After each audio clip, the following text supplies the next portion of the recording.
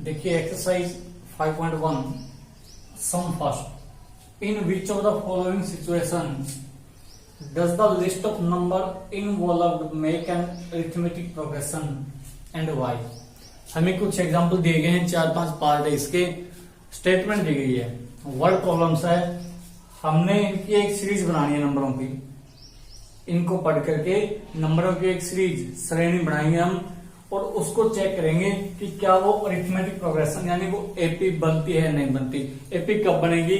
जब हम बनने वाले सीरीज में लगातार दो नंबरों के बीच का डिफरेंस देखेंगे और वो हर बार के लिए समान आ गया तो वो एपी होगी, अदरवाइज नहीं होगी। तो देखिए first part, the taxi fare after each kilometre when the fare is ₹15 for the first kilometer and ₹8 for each additional kilometer। हमने बताना है कि एक टैक्सी जिसका पहले 1 किलोमीटर के लिए किराया 15 रुपए है और उसके बाद हर किलोमीटर यानी प्रत्येक किलोमीटर के लिए 8 रुपए किराया बढ़ता जाता है, तो जितनी देर वो चलेगी यानी जितनी दूरी वो चलेगी उसके लिए जो किराया होगा वो एक एपी की फॉर्म में होगा या नहीं होगा, यानी एक समांतर श्रेणी बनेगी या नहीं बनेगी।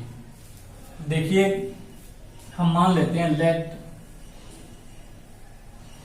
X N be the fair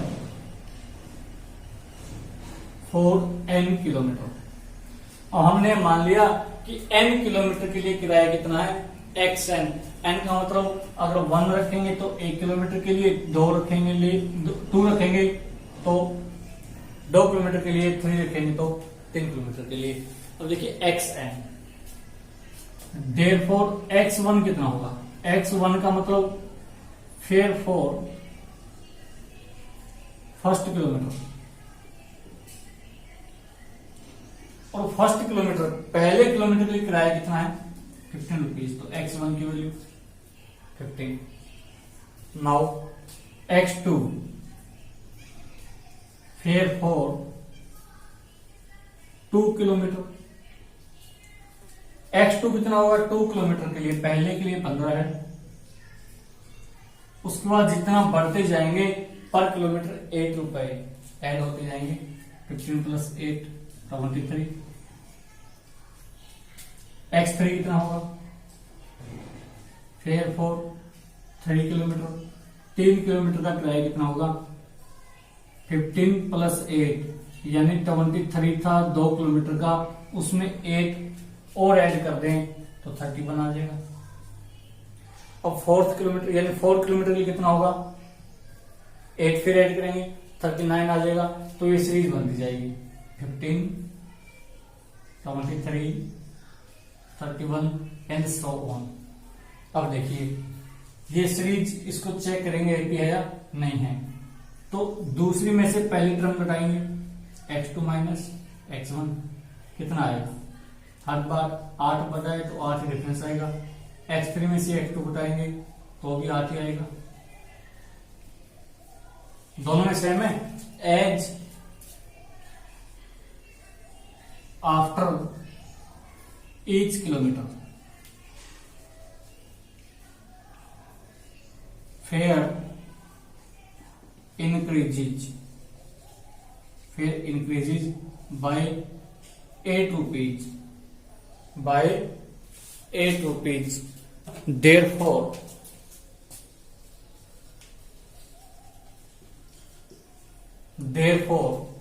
the series will be an AP। जैसा कि प्रत्येक किलोमीटर के बाद 8 रुपए किराया बढ़ता है, अतः सार्वभौमता समान रहता है और यह एक एपी होगी, समांतर श्रेणी होगी। देखिए second part, the amount of air present in A vacuum cylinder when an air pump removes 1/4 of the air remaining in cylinder at each time. देखिए करना क्या है, एक वैक्यूम सिलेंडर दिया है जिसमें कुछ गैस भरी गई है, एयर हवा भरी गई है, और उस पर जब पंप लगाया जाता है तो उसमें से जो हवा डाली गई है उसका चौथा हिस्सा 1/4 ऑफ द एयर, चौथा हिस्सा हवा का बाहर निकल जाता है। हर बार, अगर पहली बार हमने 4 लीटर डाली थी तो दूसरी बार 1 रह जाएगी, उससे अगली बार 1/4 हो जाएगी, यानी हर बार 1/4 हिस्सा बाहर निकलता जाएगा। तो जो हर बार आयतन बनेगा हवा का, वो एक एपी बनाएगा या नहीं बनाएगा, यानी हवा के आयतन की जो सीरीज होगी, वॉल्यूम ऑफ एयर की जो सीरीज होगी, वो एपी होगी या नहीं होगी, ये चेक करना है हमने। तो देखिए, लेट इनिशियल वॉल्यूम, हमने शुरू में हवा का आयतन x मान लिया, x यूनिट्स। अब पहली बार में 1/4 ऑफ द एयर निकल जाएगी, चौथा हिस्सा हवा का निकल जाएगा। तो आफ्टर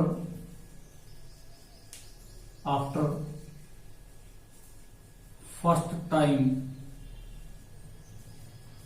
वर्किंग ऑफ पंप के एक बार कार्य करने के बाद वॉल्यूम, आयतन कितना रह जाएगा? देखिए, x था, चौथा हिस्सा निकल गया, हर बार चौथा हिस्सा निकल जाता है, तो हर बार उसने रिमूव कितना किया? डाउन पर x/4 उसने रिमूव कर दिया। पहले कितना था? x था, उसमें से x/4 हटा दिया तो 3x/4 बच गया। क्लियर? अब जो बच गया उसका चौथा हिस्सा फिर निकलेगा। तो after second time working of pump, volume remaining, pump के दूसरी बार कार्य करने के बाद हवा का आयतन कितना रहेगा? 3x/4, 3x/4, इसका चौथा हिस्सा निकाल दिया, 3x/16 निकाल दिया, 3x/16 ये निकल गया, 3x/4 में से 3x/16 निकल गया। एलसीएम 16, 4 से डिवाइड करो, 12x माइनस 3x, 9x/16। और अगली बार फिर after third time working of pump, volume remaining, pump के तीसरी बार कार्य करने के बाद हवा का आयतन कितना होगा? 9x/16 है, इसका 1/4 निकल जाएगा, 9/64x। और देखिए बचेगा कितना? 9x/16 था, उसमें से 9x/64 निकल गया। एलसीएम 64 को 16 से डिवाइड करो, 4 9 36 माइनस 9x 27x/64, ये रह गया।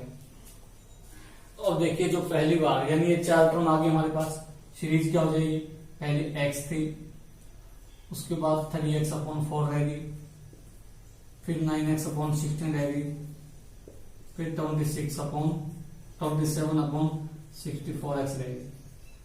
और देखिए, इसको सब्ट्रैक्ट करेंगे तो डिफरेंस सेम आएगा या नहीं आएगा? अगर नहीं आए तो एपी नहीं होगी, तो a2 minus a1, 3/4x minus x, 3 - 4 minus 1/4x आ जाएगा। अब a3 माइनस a2 करते हैं, तीसरे में से दूसरे घटाएंगे, 9x/16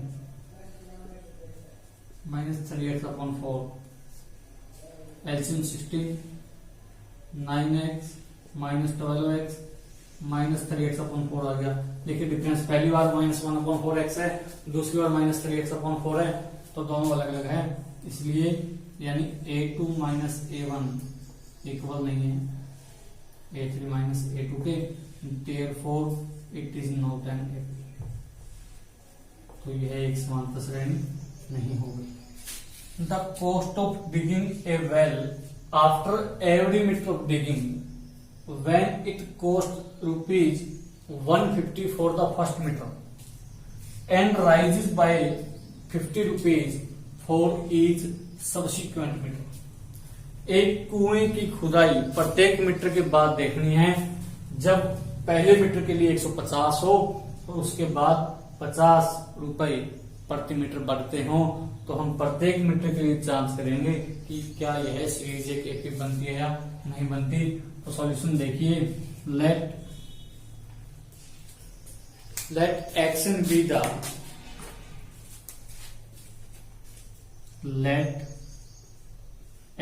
B the cost for X metre. X metre के लिए एक्शन कॉस्ट है। तो देखिए पहले मीटर के लिए कितनी होगी, 150 दी है, तो x1 इक्वल टू 150। x2 दूसरे मीटर के लिए कितनी होगी, पहले के लिए 150 है, उसके बाद प्रत्येक मीटर के लिए 50 बढ़ता जाएगा। तो x3 दूसरे में 50 जुड़ जाएगा, 250। यानी हर बार के लिए ₹50 पर मीटर बढ़ते जाएंगे। तो x3 माइनस x2 250 माइनस 200 50 आ गया, और x2 माइनस x1 200 माइनस 150 ये भी 50 आ गया। तो हर केस में ₹50 बढ़ेंगे, यानी हर सिचुएशन में ₹50 बढ़ते हैं। As cost rises by ₹50 for every meter, therefore it will be an AP, इसलिए एक समांतर श्रेणी होगी। देखिए चौथा part, the amount of money in the account every year, हर वर्ष के अंत में कुल राशि when ₹10,000 is deposited at a rate of 8% compound interest per annum, एक राशि ₹10,000 8% वार्षिक ब्याज की दर से, और ब्याज भी चक्रवृद्धि, एक खाते में छोड़ी जाती है। तो प्रत्येक वर्ष के अंत में उस खाते में जो राशि होगी, पहले साल के लिए, दूसरे साल और तीसरे साल के अंत में, वो एक एपी की फॉर्म में होगी या नहीं होगी, ये चेक करना है। Solution, let X N be the amount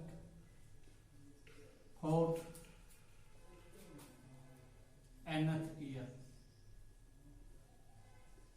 माना n वर्ष के लिए राशि xn, तो x1 पहले साल के लिए राशि कितनी होगी, 10,000 है पहले बार के लिए। x2 दूसरे के लिए कितनी होगी, 10,000 राशि है, प्लस उसका इंटरेस्ट कैसे निकालेंगे, 10,000 इंटू 8% का मतलब 8/100, तो 10,000 और 800। x3 तीसरे साल के लिए कितनी होगी, अब ये प्रिंसिपल अमाउंट बन जाएगी, मूलधन 10,800 प्लस 10,800 इंटू 8/100, ये 800 कैंसिल आउट, ये 864 और ये 10,800 11,664। x4 कितना होगा, अब ये प्रिंसिपल अमाउंट है 11,664 प्लस इसका इंटरेस्ट 11,664, ये होगा 933.12, तो ये 12,597.12। अब देखिए चार टर्म आ गई, x1 x2 x3 और x4।